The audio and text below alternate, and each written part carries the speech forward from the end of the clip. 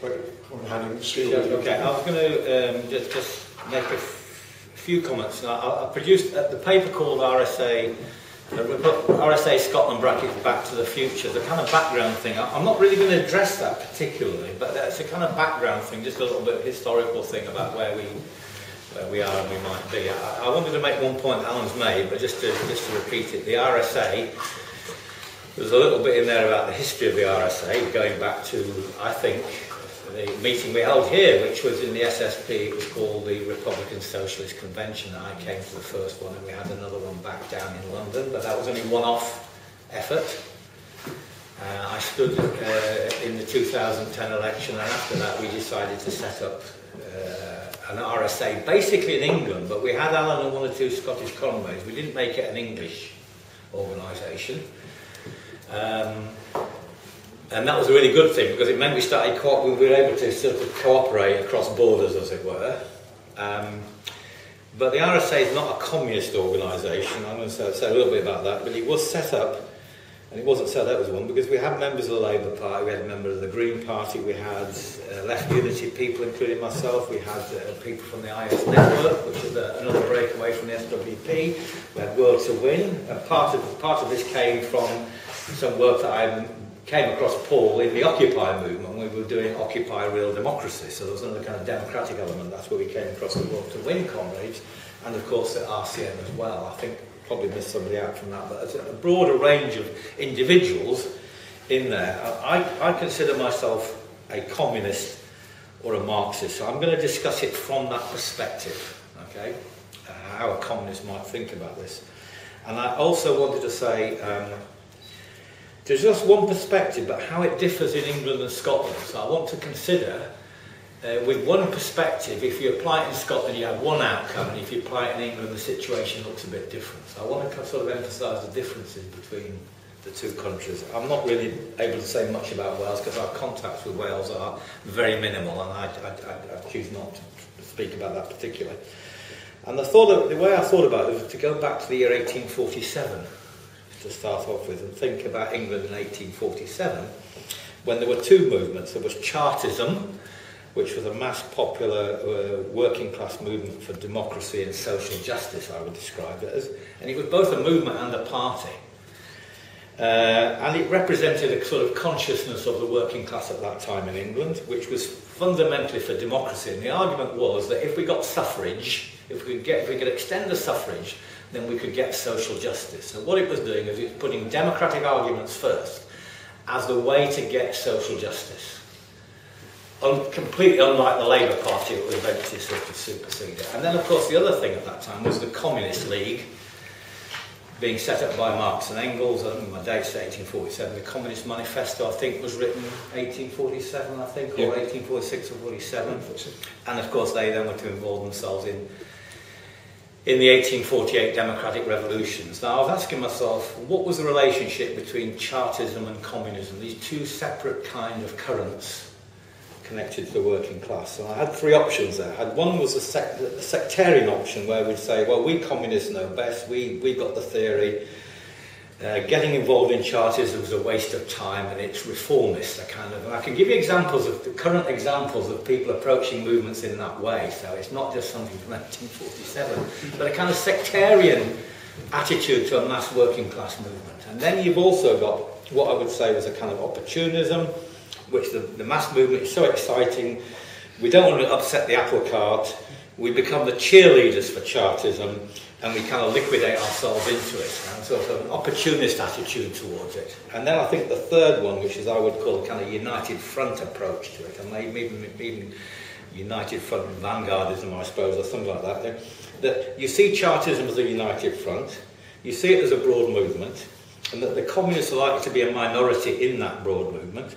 And the role of the communist minority is to try to win its perspective, its ideas, but not by counterposing itself to the movement, not by setting itself up as a sectarian alternative to the movement, but trying to put forward the ideas and practices that can advance the movement. So the idea is you go with the movement, but you critically relate to it in a way that could advance the movement. So I thought of the phrase, a sort of better Chartism. So if we're intervening in the Chartist movement, we'd come up with something for a better Chartism, where we would try to be the vanguard fighters, you know, the fighters for a better version of whatever it was we were being presented with.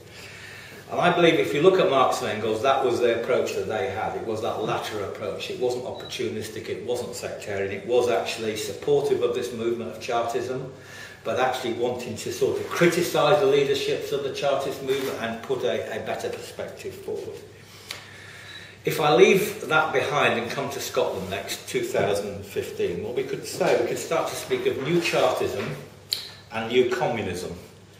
I'm not going to do the new communism bit, because that's another discussion outside this, but I would put forward the idea that Rick, in a way, was a kind of new Chartism. What you have here is a sort of mass movement that came out of the referendum campaign that puts forward essentially some democratic ideas and some ideas about social justice. And I just reminded myself last night of the 5 pledges of the RIC, which were things like against discrimination, for a republic, for social justice, for social ownership, actually, social justice and social ownership.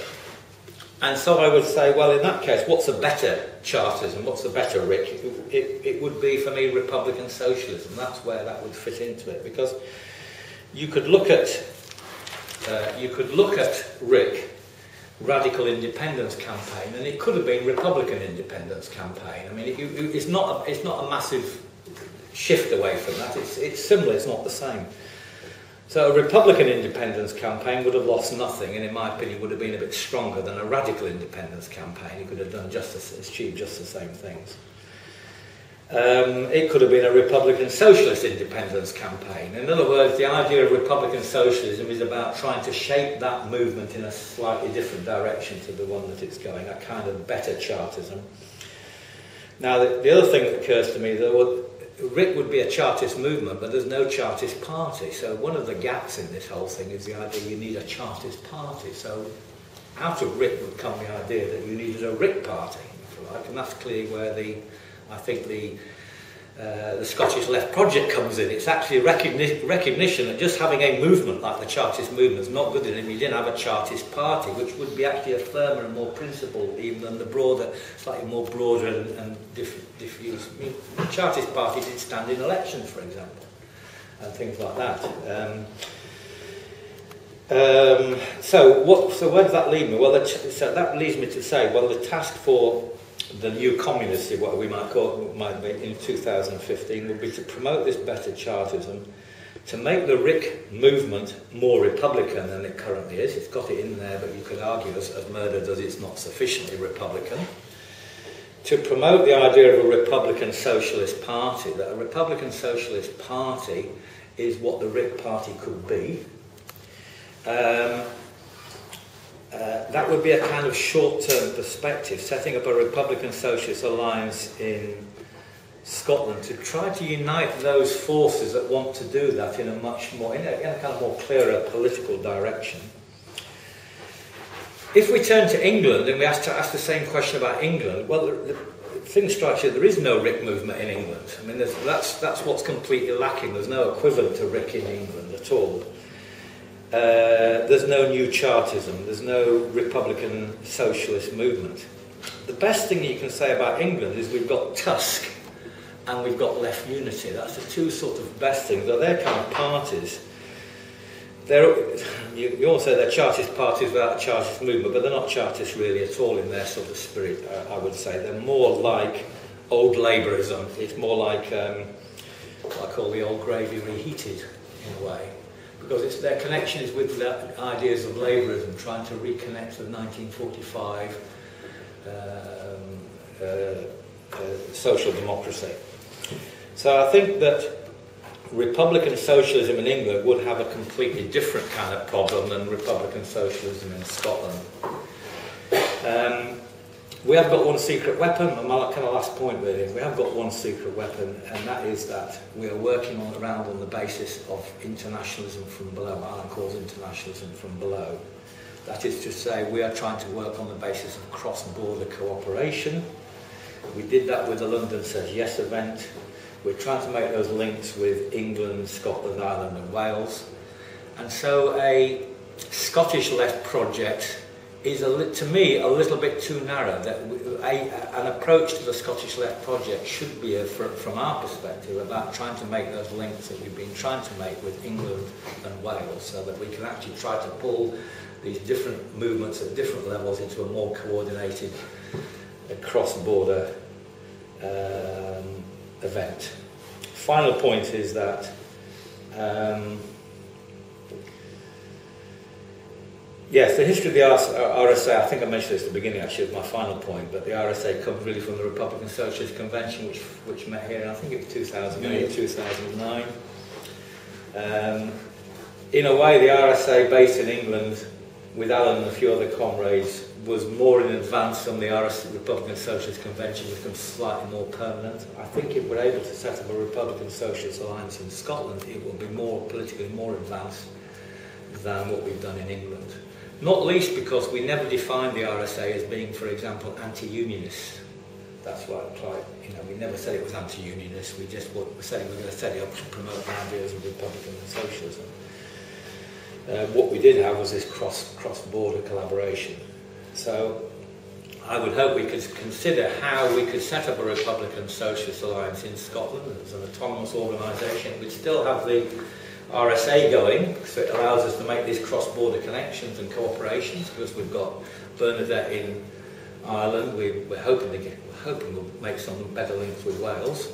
So there's an RSA where we can all cooperate, and of course a better organisation, an RSA in Scotland, with the perspective of working around the RIP project, the RIP party project, the Scottish left project, with a definite project of that. And even if there's only a few of us, if a few of us can be united, we can actually make a bigger impact on what's happening in Scotland in a situation that's kind of fluid in some ways, and people are looking for different directions, going in a different direction. Thanks very much, Steve. Right, so we'll just invite comments.